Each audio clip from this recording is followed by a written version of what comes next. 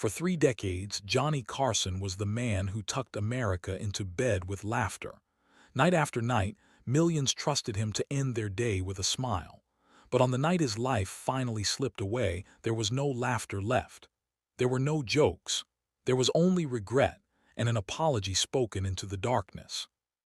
The apology wasn't meant for the public. It wasn't meant for television history. It was meant for someone who had been gone for more than 10 years. January 23, 2005. While most of the world slept, the greatest figure in late-night television lay dying inside his Malibu home. There were no studio lights, no roaring audience, no standing ovation.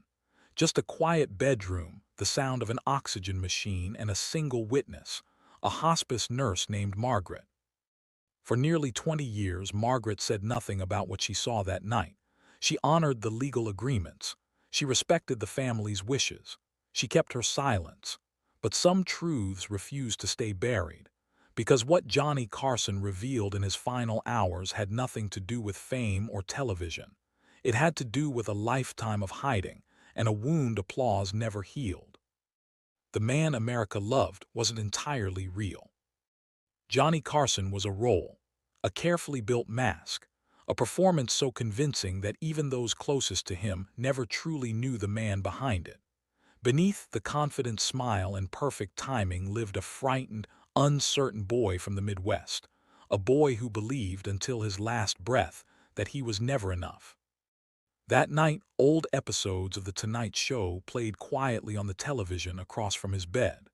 As a younger Johnny smiled and waved to cheering crowds, the real man did something no audience had ever seen. He spoke not to the nurse, not to God, but to himself. And what he said would reshape everything we think we know about success, fame, and the cost of being loved by millions. But his final words were not meant for America. They were meant for one person. Someone he had failed, someone he never got to say goodbye to. As the sun disappeared over the Pacific, Margaret arrived for her night shift. She had been caring for Johnny for nearly 3 months, watching the slow erosion of a once powerful figure. Years of smoking had destroyed his lungs. His heart was giving up. The doctors were clear. This was the end. Johnny told her he wasn't afraid of dying. What frightened him was something else entirely. To understand that night, you have to understand what broke him long before his body failed. In 1991, Johnny Carson's son, Ricky, died in a car accident. Friends later said the spark inside Johnny vanished that day. A year later, he walked away from The Tonight Show. For the next 13 years, he faded into isolation, golf courses, boats, silence. He wasn't living, he was waiting. But even that loss wasn't the oldest wound. That belonged to his mother. Ruth Carson never once told her son she was proud of him. Not after the awards, not after the interviews with presidents, not after he became a national icon. Johnny spent his entire life chasing approval that never came. She died without giving him the words he needed most. When Margaret entered his bedroom that night, Johnny was propped against pillows, oxygen tubes resting beneath his nose, his eyes locked on the television. A vintage episode played, young Johnny delivering a flawless monologue, the audience howling with laughter. The man in the bed was crying. Not from pain, from something far deeper. "Mr. Carson," Margaret said softly, "is there anything you need?" He didn't respond. He just stared at the screen and whispered, "I've waited my whole life to tell him the truth. Tonight I finally can." Margaret didn't understand yet. She pulled a chair closer and sat beside him. The room glowed with the light of a 1992 farewell episode. The audience stood, clapping endlessly, a legend saying goodbye. Johnny watched with empty eyes. "Do you want me to turn it off?" she asked. "No," he said quietly. "I need to see him. I need to remember who I was supposed to be." He struggled to breathe. "That man on the screen, that's not me. That never was me. That's Johnny Carson, America's friend. The man everyone loved." His hand fell back to the bed. But I'm not him. Margaret leaned in, confused and transfixed. My real name is John, he said. I grew up shy, I stuttered, I couldn't look people in the eye. My own mother thought I was a disappointment, so I invented someone better, someone confident, someone funny. I spent 60 years pretending to be him. On the screen, young Johnny smiled effortlessly. They loved him, Johnny whispered. Millions every night, but nobody ever loved the real me, not even my mother, not even myself. Margaret tried to reassure him. Your fans adored you. You gave the world joy. Johnny smiled sadly. They loved a performance.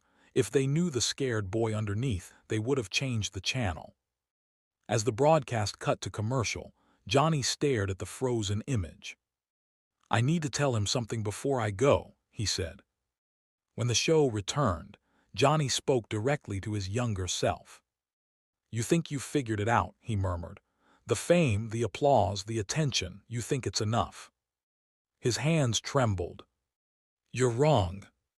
He spoke of failed marriages, of children who grew up wondering why strangers mattered more than they did. And then his voice broke. June 21st, 1991. Your son called you. He said it was important. You said you were busy. You said tomorrow. Tomorrow never came. Ricky died the next day. Margaret wept silently as Johnny faced the truth he had buried for decades. You made millions laugh, he said, but you couldn't make your own mother smile. She knew the truth. She knew Johnny Carson was a mask. His voice weakened. I erased the real me for approval, and now I see he was the only honest thing I ever was. As the night stretched on, Johnny continued sharing memories, confessions no interviewer ever heard, regrets hidden behind punchlines, a farewell show misunderstood, a life spent performing instead of living. Near dawn, a clip aired showing young Johnny speaking kindly to a nervous child guest. Johnny collapsed into sobs. That's who I should have been with my sons, he said. Margaret offered to call his family. No, he whispered. They'll read my letters. Let them remember the legend. By 4 a.m., his breathing slowed. One last thing, he said. Promise you'll remember this. She promised. He looked at the screen one final time and whispered, Tell my boys I loved them. Tell them I was broken, not heartless. A faint peace crossed his face. I'm going to see Ricky, he said, and this time I won't miss the call. His final words were barely audible. Goodbye, Johnny Carson. At 3:47 a.m. he was gone. Later that morning, his family found a note beside his bed. 7 words. I'm sorry I wasn't better. Love, John. Margaret kept the truth for nearly 20 years. She finally spoke because this wasn't just Johnny Carson's story. It's ours. We all perform, we all wear masks, we all hide the parts we fear aren't enough. Johnny Carson made millions laugh, but the real tragedy is that the man behind the smile never believed he was worthy of love. Don't wait until the end to be real. The world doesn't need your performance. It needs you.